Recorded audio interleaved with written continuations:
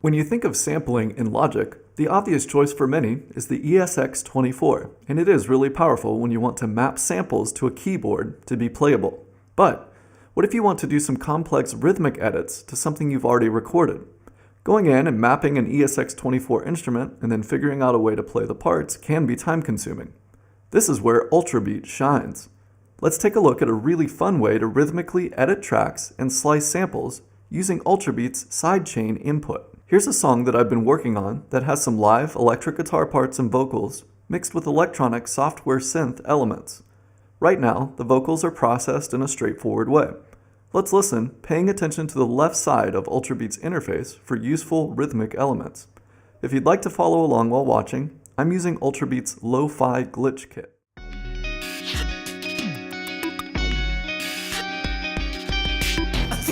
What it takes to enable mechanical momentum in all the ways I feel deficient. I don't know if I believe it, but ostensibly the parts will contribute to the whole of proficiency. Or so I tell myself, or so I tell my selfishly. I want to have this reason behind me. Alright, so let's shake things up a bit and get adventurous in our processing.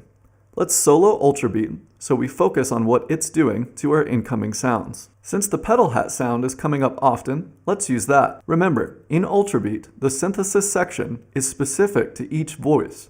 Notice that the settings change as I select different voices. Click on the pedal hat voice to begin editing its parameters. Out of Ultrabeat's 3 available generators, notice the pedal hat is just using a sample in oscillator 2. To start mangling the vocals, let's activate oscillator 1 and set it to sidechain. In the plugin window, let's select our vocal track as the sidechain input that Ultrabeat will bring in. This is now blending the incoming audio from the vocal track with the pedal hat sound. Let's listen. You got what it takes to enable mechanical momentum in all the ways I feel deficient. We're successfully bringing in the sidechain audio, but notice in the output section of oscillator 1, it's going straight to the channel strip without being affected. You can tell that by looking at the small gray circle icon with a black line running through it. More on that later. One of the first edits we can do is to start modulating the volume of the sidechain input. Let's use low frequency oscillator 1, or LFO 1. As soon as you select a modulation source, you now have 2 controls on the volume slider. These are the high and low values that you want to modulate between, using the settings in LFO 1. If you have a small distance between the floor and ceiling of the modulation, then you get a subtle effect, and larger distance means more effect. Over in LFO 1, you can set the rate of oscillation to either a musical value based on the project tempo, or a free value based on hertz. You can also edit the shape of the oscillation waveform. Let's listen as we adjust these parameters. You got what it takes to enable mechanical momentum in all the ways I feel deficient. I don't know if I believe it, but ostensibly the parts will contribute to the whole of proficiency.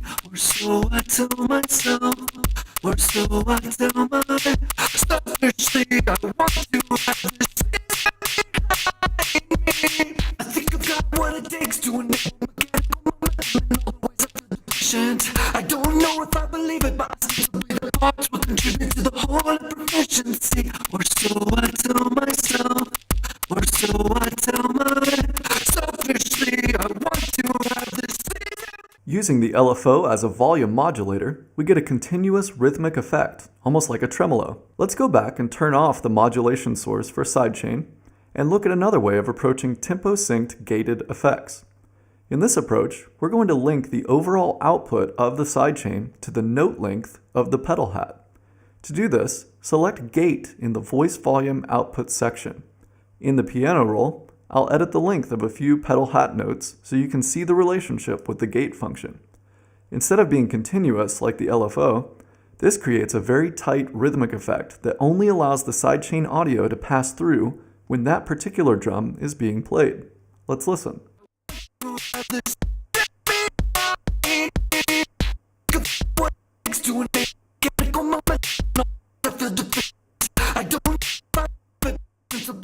Pretty cool.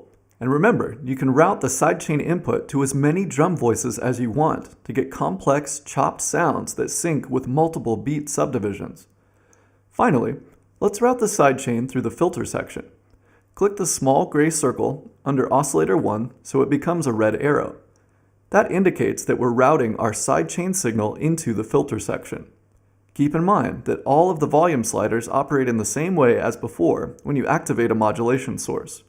Red controls the ceiling, and blue controls the floor or depth of the effect. Click Filter to activate it and set the cutoff and resonance value to taste. Or you can even modulate cutoff and resonance values using the LFO or envelopes of Ultrabeat. In this example, I'll start by just adjusting the filter manually, and then I'll automate the cutoff using an LFO. About what it takes to enable mechanical momentum. I feel deficient. I don't know if I believe it, but I seem to be the parts who contribute to the whole of proficiency. Or so I tell myself, or so I tell myself. I want to have this season behind me. I think about what it takes to enable mechanical momentum. I don't know if I believe it, but this will be the parts who contribute to the whole of proficiency. Or so I tell myself, or so I tell myself. I want to have this in me. For the last example, let's get a little more experimental.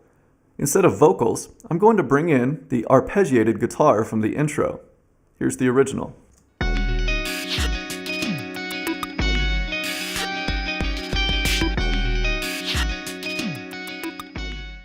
To mangle this guitar sound, I've set up the sidechain oscillator on multiple voices, and I've processed them each differently using a combination of the filter, drive, distortion, and band modules.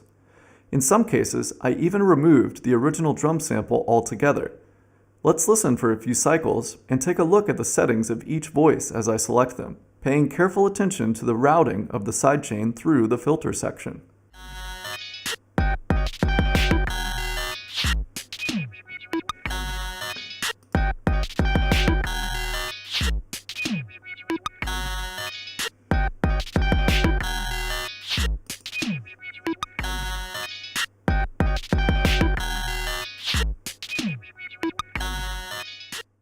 One final point, everything that we just did can be controlled in automation lanes or via smart controls. This only scratches the surface of what Ultrabeat can do, but hopefully it's a great starting platform to spice up your rhythmic sample mangling. Also, if you'd like more in-depth training on Logic Pro, check out my Patreon page where I offer one-on-one lessons via video chat. Thanks for watching.